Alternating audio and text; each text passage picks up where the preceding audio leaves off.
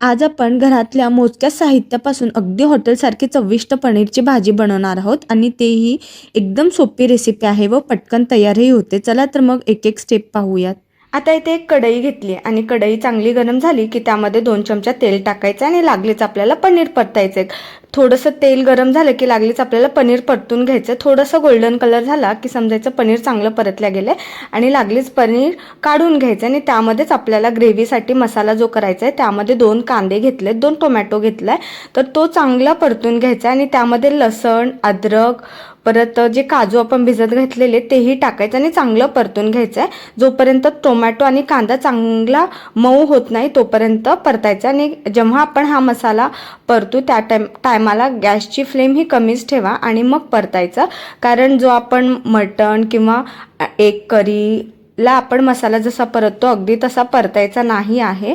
एकदम कमी गॅसवरती थोडासा कलर चेंज होईपर्यंतच परतायचा आहे. आणि हा मसाला आता मिक्सरमधनं चांगला परतल्यानंतर काढून घ्यायचा आहे. मिक्सरमध्ये जेव्हा आपण वाटू त्या टायमाला थोडासा मसाला थंड होऊ द्यायचा आहे, त्यानंतरच वाटायचा आहे. ह्यामध्ये थोडंही पाणी टाकायचं नाही. मस्त अशी बारीकसर पेस्ट वाटून घ्यायची.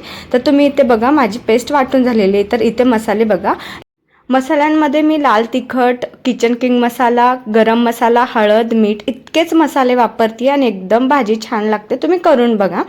तर आपल्या म्हणजे हिशोबाने मसाले घ्यायचेत क्वांटिटीनुसार. तर आता त्याच तेलमध्ये मी नाही का मसाला जो आपण वाटून घेतला आहे तो चांगला परतून घ्यायचा आणि मसाला चांगला परतला गेला की त्यामध्ये आपल्याला जे मसाले आपण घेतलेत कोरडे तर ते टाकून चांगलं मिक्स करायचं. आता त्याच भांड्यामध्ये मी थोडंसं पाणी घेऊन म्हणजे मसाला शिजण्यापुरतं पाणी टाकणार आहे आणि चांगलं परतून तेल सुटेपर्यंत चांगलं परतायचं. वाटलंच तर तुम्ही 2-3 मिनिट ताटही झाकून ठेवू शकता. मसाल्याला तेल सुटेपर्यंत चांगलं परतायचं आहे. त्यानं काय होतं आपल्याला कच्चा मसाला असं लागत नाही चव. तर आता त्यामध्ये चिमूटभर साखर टाकायची. कुठलीही भाजी करताना थोडीशी साखर टाकली की थोडंसं टेस्ट खूप छान येते. आणि 1 क्यूब बटर टाकायचं. आता इथे बघा तर्री चांगली सुटली आहे की समजायचं आपला मसाला चांगला परतला गेला. आणि त्यानंतर आपल्याला क्वांटिटीनुसार आपल्या पाणी कमी जास्त करायचं आहे. तर पाण्याला चांगली उकळी आली की त्यामध्ये आपल्याला कसुरी मेथी थोडीशी क्रश करून टाकायची आहे. टेस्ट छान येते तुम्ही या प्रकारे कराल तर. आणि चांगली उकळी आल्यानंतरच आपल्याला पनीर त्यामध्ये सोडायचे, कारण पनीर एकदम हार्ड होतं.